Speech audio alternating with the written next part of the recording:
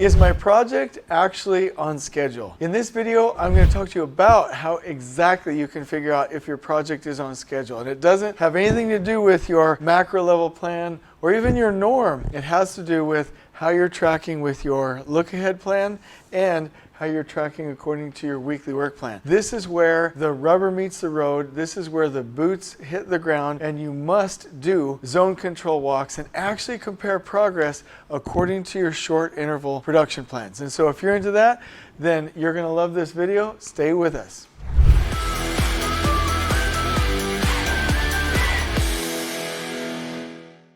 So this is my jam. First of all, here at the project that Unitech is doing with us, and I want to give a shout out to Neftali and Alex, who are doing a great job for Lean Tact, making sure that we have the right tools, that we're following the last planner system, the Tact production system, and things are going really, really well. The key here is with your production planning is to actually finish as you go and to actually work in one process flow. That's not going to be seen easily on the macro. That's not going to be easily seen all the time on the norm. And it can't just be in our heads. We have to compare and see exactly what's going on. And so what I want to bring your attention to is, well, actually, first of all, let's just look around here. I am in an actual room. I think we're on level 3. I actually have the look ahead plan and the weekly work plan for these areas. I know exactly what room I'm in. These zones are delineated, and this is 100% formatted. So the first thing, and by the way, I don't expect you to see this in detail, but I do expect you to get the gist of it. First and foremost, I have the interiors level 3 here. It shows the zone maps, it shows the legend, I can see it. First of all, if I'm in zone number 7, which I'm in right now, I can go down here and say, oh, it's the 8, and the last wagon here is U35. U35 is final clean. Now this job site team is doing a great job, and this team is suffering the consequences of the power company, the bureaucracy, not getting them permanent power to the building. So there's a couple of things that are not finished, okay? And this is what I want to really clear up and make sure is clear. I'm looking at this room, it's painted, it's finished, the flooring is down, but I see some ceiling tiles up. I see some temporary lighting up that hasn't been taken down. I see some commissioning activities not being completed, and I see final clean not done. Okay, so check this out.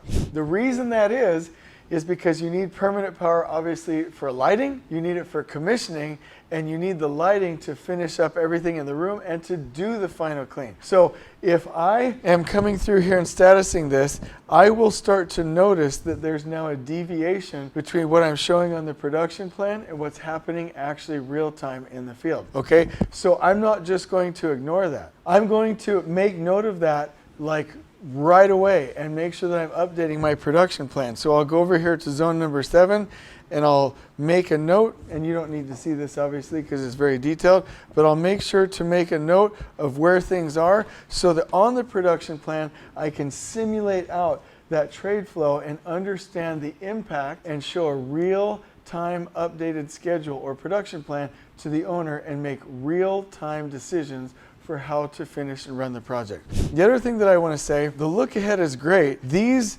weekly work plans are even nicer because it isolates down 1 week. It easily takes you to the right zone, and you're able to check off activity by activity, one at a time, and see where your handoffs are. So let me go ahead and riff for just a minute. I know you're probably thinking, hey, this is an interesting example, right? Permanent power is in the way. Obviously, everybody would know that. But you've got to keep your production plan up to date for real life conditions so that you can project out what the trades can do in a flow. So let me go ahead and talk to you about this. When you do field walks, no superintendent, no field engineer should be out in the field without having the look aheads and the weekly work plans and making notes.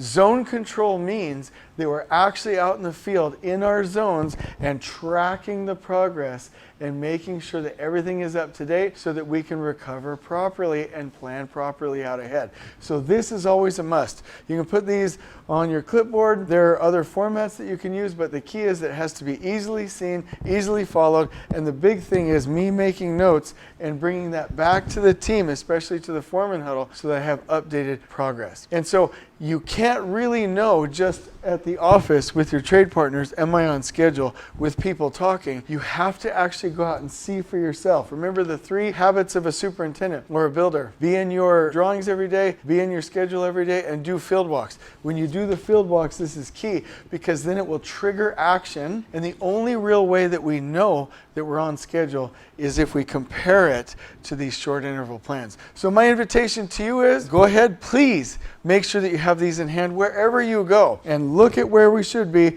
according to the pull plan, the look ahead, and the weekly work plan, and mark where we're not. Oh, this is the best part, so that you can solve real problems with the trade partners. This is absolutely key. In the description below on this video, I'm going to give you format templates for the look ahead, for the weekly work plan, and a beautifully formatted Canva graphic to show this to you. But here's my point. You do not know if you are on schedule or on track per your production plan, better said, unless you are comparing real life progress on site, boots on the ground, with your short interval production plans, and then making updates, recoveries, and solving problems with the trades. I hope you've enjoyed this video. On we go.